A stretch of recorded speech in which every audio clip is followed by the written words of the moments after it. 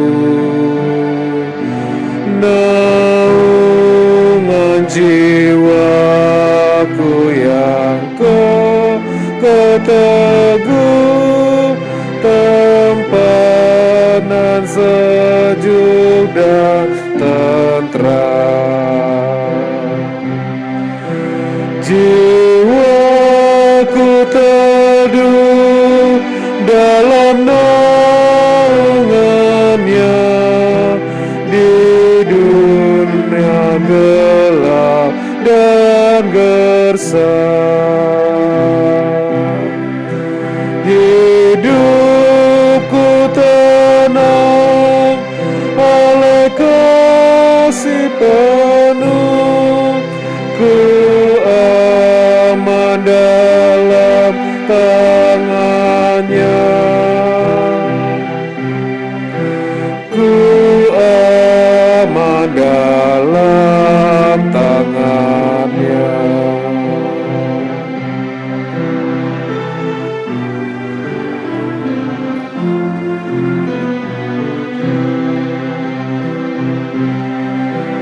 Tiada terhitung berkat bagiku di dalam kepenuhannya. Kelak Tuhan datangku diangkatnya, Gloria ku nyanyi megah. Jiwaku teduh dalam naungannya, di dunia gelap dan gersam. Hidupku tenang oleh kasih penuh, ku aman dalam tangannya. Ku aman dalam tangannya.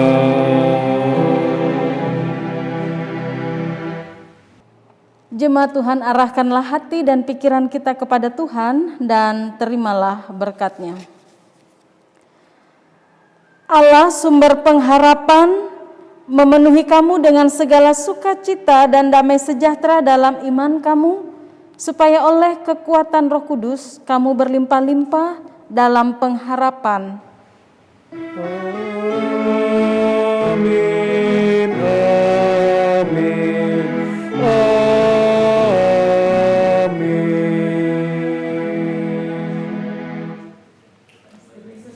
Bapak Ibu, ibadah keluarga pada malam hari ini telah selesai. Selamat malam, Tuhan Yesus memberkati.